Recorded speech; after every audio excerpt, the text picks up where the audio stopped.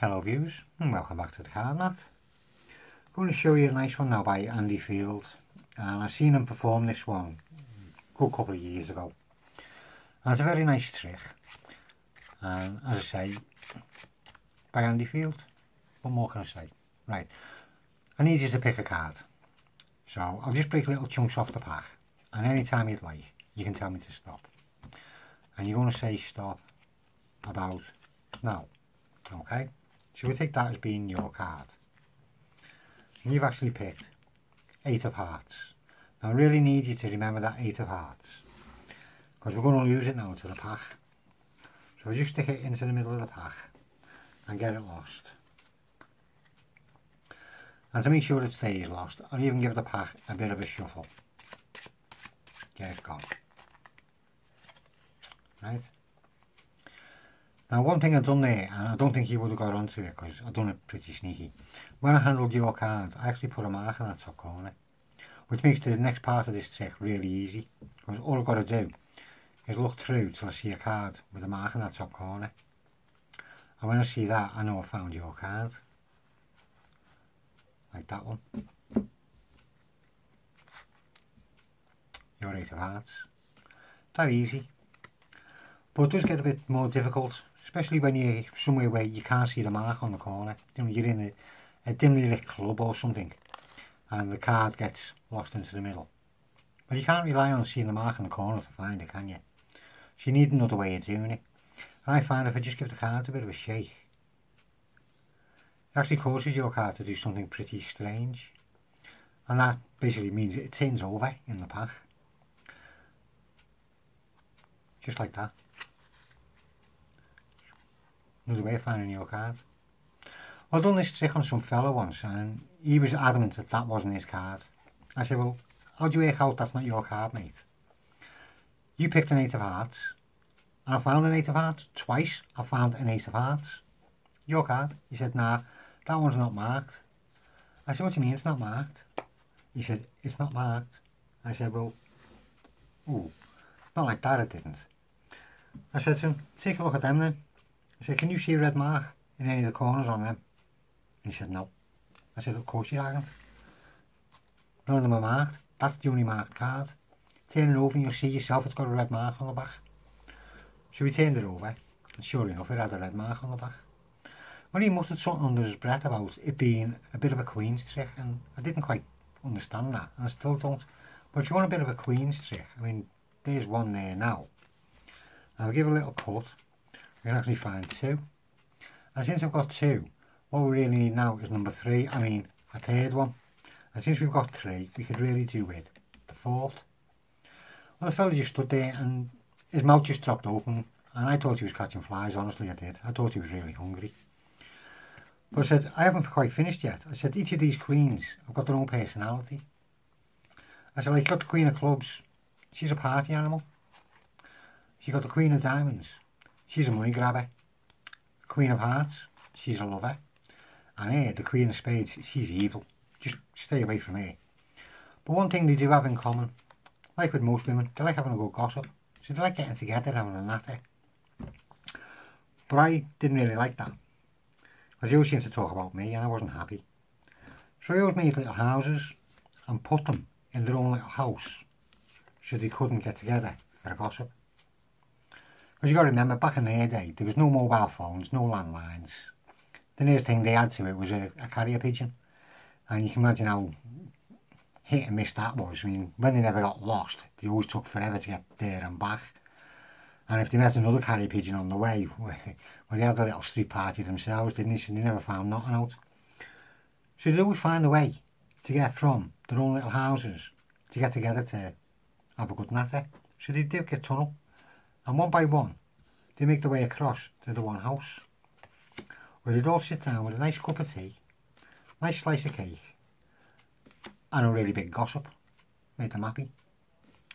But they were pretty nice now, because all the trouble I went through to keeping them apart, they really appreciated it, and always left me a payment of one of the aces.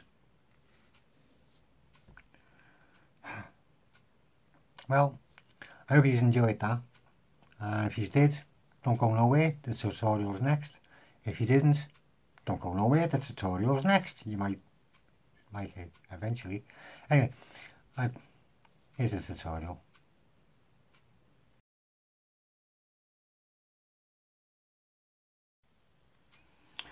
Well, I hope you enjoyed that. I'm sorry that the performance was a little bit ropey. I haven't done that one in a while.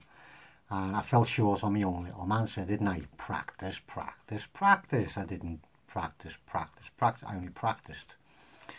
There's a big difference between a practice and practice, practice, practice. Anyway, shut up. Yeah, nice little trick that. As you can imagine, there is a setup. And run from the top. You have, well, I'm using 8 of hearts. You can use any duplicate pair you want to, but I'm using 8 of hearts. Then you have an indifferent card. Then you have a duplicate of your top card with a different coloured back, facing up. But don't forget, these are going to get turned over. Then you have 3 queens. Doesn't matter what order they go in. You have a 3, doesn't matter what 3. Then you have your 4th queen, and then you have your 4 aces. And again, it doesn't matter what order they're in. Right? So again, with this ace, it's your bottom ace. You're going to be doing a 3 card lift because you're going to be picking up them 3 aces above it. If you're going to find doing a 3 card lift a bit difficult, put a crimp in it now. Bottom left hand corner, just bend it, as the cards face up, just bend that up. Just so it sits a bit proud. I mean, I've done it really big here as a demonstration. But you can just do it just so you can just put a little bend in that corner, right? So you stick your crimped ace on the top, followed by your other 3, followed by a queen, then a 3, then your other 3 queens, then a different coloured backed duplicate to your top card, and then different card, and then the duplicate, right? So that's your setup, and you have that on the deck. It's always nice to start off doing a spread, but don't go all the way because you don't want to show that red one. Just to show that the cards are all blue to start with, and there's no face up 8 in the middle. Right, because that comes into play a bit later on. You'll get the image now that there's no face-up cards. And you close up, being careful not to split them as you do so. Then you just do an overhand shuffle, but you want to mark the middle. So you break some off and you in-jog the first card. Again, I'll do it exaggerated so you can see. You only really need to do it a little bit. You'll get, the more you practice it, the smaller and smaller your in-jog will be. So you in-jog the first card, and then you carry on shuffling all the others off. If you do in-jog too big, as you shuffle the cards coming further back, so you can see that they overhang it and hide that one. Because now you're going to pull up on that card to get a thumb break. So you're actually getting a break above your 8 of hearts. Obviously you're going to be forcing it. So you got it into a thumb break. Then you're going to do another overhand shuffle again. Because you want to, no.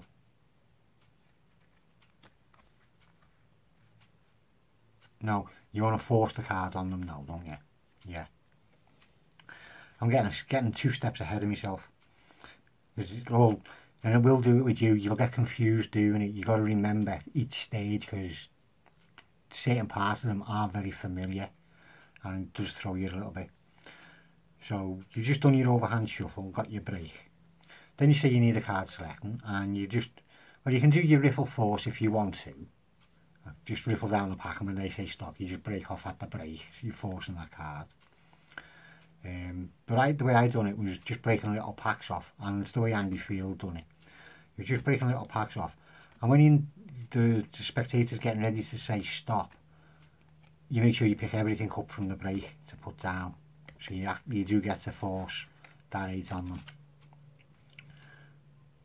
So you get it. Be careful as you push it off because you don't want to push too far because you've got an up facing 8 underneath this. You just push their card forward and slide it over. So you're showing the 8.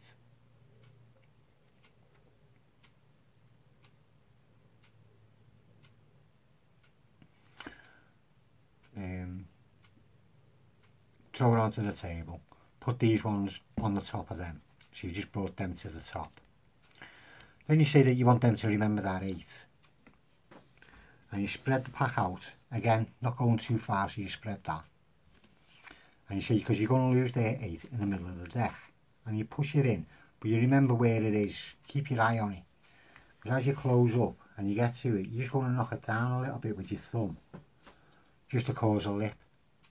Because then you're going to push down on that to get a break again. Right above that 8. But now you got them ones at the top of the pack. And you need to get that 8 on the top of these.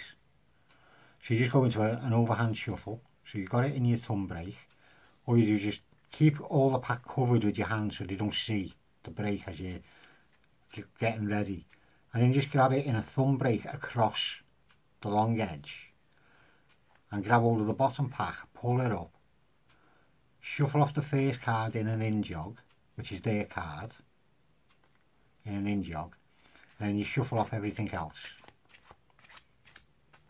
And again, push down on that to get the break. So what I've done now is put their 8 where I need it. And you keep a break. Then you go into a bit of baloney about you picking the card up, you put a mark on it. And you're saying that it's going to make it easier for doing this next part. That's all you're doing, is just thumbing the cards off. Try and make sure that as you're doing it, the cards don't split too much or start sliding down the pack where you got the break, you know, so you end up with like a step. Try and make sure that the cards stay together. Keep your first finger across the edge, your thumb there, and keep them on your fingers. So you're just sliding them over your fingers one by one, and you're not getting a big block to come off. As soon as you get down to the break, you know that's their card. So square them up and put them down face up, right? Put them down facing up. It sounds silly, but that is important. Then you take the top card, and again you can't push all the way over because you've got that one there. So you're just pushing the top card over and turning it to show it's the 8. Then just do a wrist kill and pull it out so they're actually seeing the blue back, getting the image of blue into their head again, and then put them onto the top. Now near the middle of there to the bottomish, you've got your little setup. Where I can find it there. See, it's just under halfway, well, just over halfway down. So you know when you put that in, don't go past halfway when you're putting your 8 in, because you start talking about, you know, you won't be able to find the card in a darker room, you know, somewhere where you can't see the mark. And you riffle down and you stick it in somewhere so it's not past halfway, near halfway, but not past it, and push it in. Then you say that just give the cards a shake, and again you just thumb through, and this is quite easy to do because there's no breaks or nothing being kept. You push through till you find their face up card, then you put all these top ones to the bottom and you slide their card off straight down, because now you've got them down to the queens and the 3 and the queen and then your 4 aces. So you've just got their card out. Then just do a couple of false cuts, and if you want to you can do another shuffle. So you keep a break in the middle. I picked one up. Keep a break in the middle, then just do a table cut to bring them all back to the top again. And you're going about the fella saying it's not his card because it's not marked. Then you can spread all them out and you can go all the way because there's no face up cards anymore, it's already out. You tell them to have a look and there's no mark. You tell them to turn that over and you can see that it's got a big red mark on the back. So big it's the entire card. Then you have them going on saying, I mean, you can go into any little bit of dialogue you want to, but the way Andy Field done it and the way I said it in it was, the fella said it was a bit of a Queen's trick. It links into the Queens. If you can think of a different way of doing it, good on you and use it.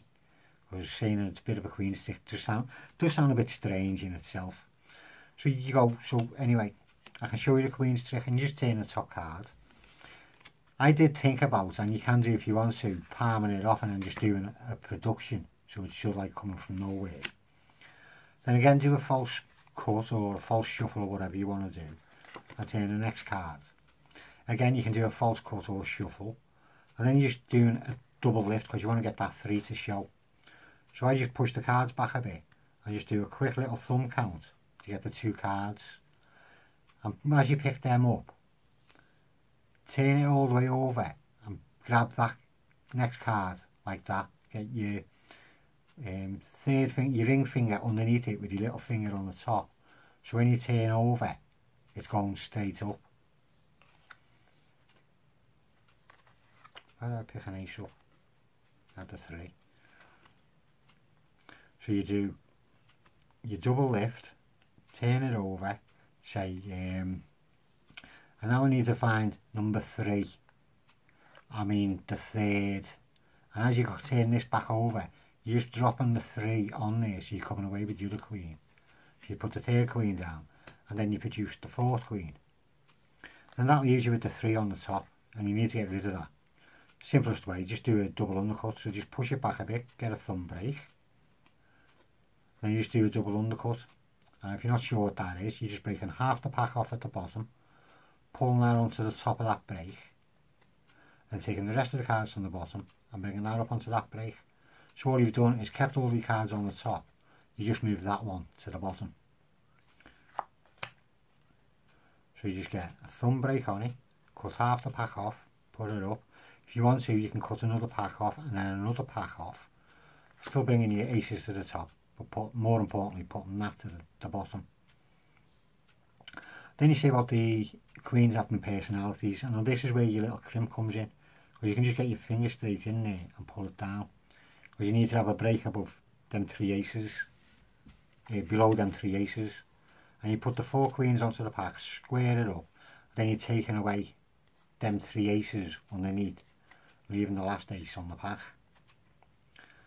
So you pick them up and have your hand over the front of it so they don't see the thickness, because that's a lot thicker than 4 cards. And when you get down to 1 card, it looks really odd. So you hold them so they can't see that edge. Then you just tell a story about them, their own personalities. But I just went by what they are. You know, diamonds is to do with money, so she's a bit of a money grabber. Clubs, well, clubs are where you go and have a party, isn't it? So she's a bit of a party animal. Queen of Hearts, she's a bit of a lover. And you keep turning them over until you get to the last one, the Queen of Spades. And then you just putting that with the 3 aces onto the top. And you say she's a bit of an evil one, dark side. And you put her down and deal down the 3 aces, which they naturally think are the 3 queens.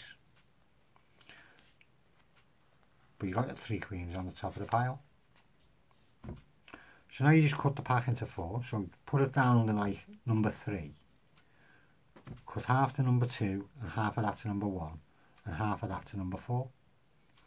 Then you come up with your story about putting them away into little houses or into little jail cells, and you know, they didn't have mobile phones or landlines, computers, whatever. Any little dialogue you want to, make it as interesting as you want. And then one by one they all seem to get together, and then you just turn over the top 4 cards of this very first pile, far left one, to show that they've all got together for a nice gossip. And then you do your reveal on your aces, just turning the top card on them packs, and there you go. Robert is your father's brother, as they say. Hope you enjoyed it, hope you get out there and do it. And it's not that hard. Well, it's just remembering where you're up to in it, because as I say, you will get stumped on some of the moves being there the same, you know, the spread and the cards in and the over handshakes, but you know what I mean. Well, I'll see you later.